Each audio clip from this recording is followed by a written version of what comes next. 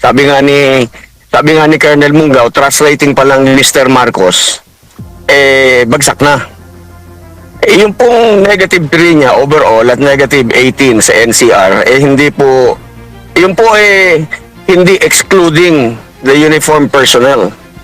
Kasama po doon yung uniform personnel, we cannot exclude them. So doon pa lamang po meron ng indication na hindi na siya popular at wala nang tiwala ang taong bayan sa kanya. We should look at the trust rating as a general, inclusive of the men in uniform. Yan.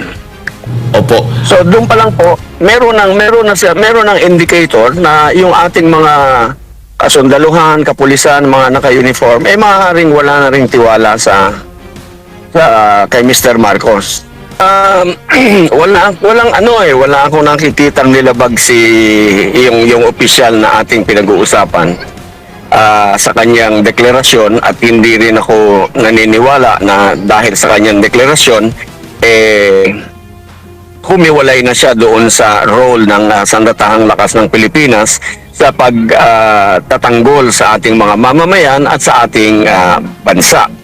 Una-una, yung kanyang declaration, sinimulan niya yon ng kanyang pahayag, ng kanyang patuloy na katapatan sa ating republika at sa Sandatahang Lakas ng Pilipinas. Ang sinasabi lamang niya, very clear, very singular. Wala na akong tiwala, ayoko nang suportahan, hindi ko na kayang suportahan si Mr. Ferdinand Bongbong Marcos Jr.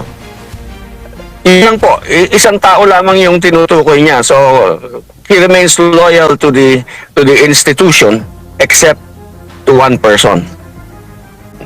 Yung kasing konsepto ng chain of command, no.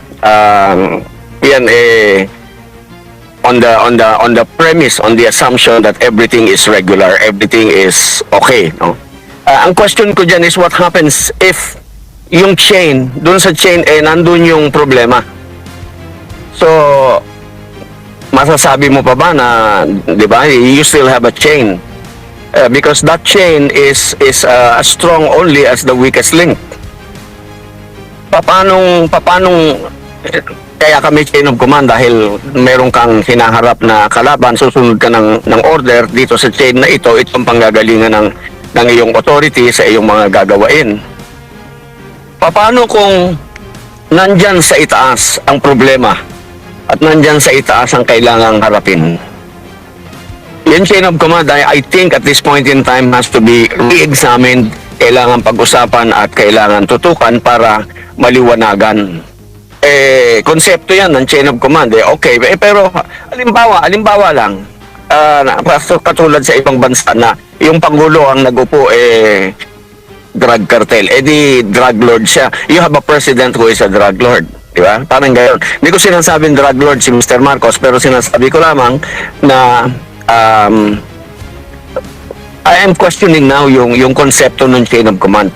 Yun kasi yung, as I was saying, premised on everything is talagang loyal and true to their duties, to their solemn oath na kanilang sinumpa bago sila nag-assume ng kanilang pwesto.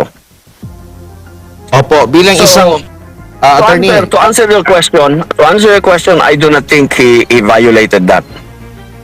Because yung sabi ko nga, it is an expression, a personal expression na sinabi niya, hindi ko na suportahan yun ang totoo he does not believe in Mr. Marcos anymore. So ano magagawa natin doon? Karapatan niya yun But he cannot do, while in uniform, he cannot do anything, he cannot put that into action by violating laws and regulations. Yun yung limit ng kanyang declaration.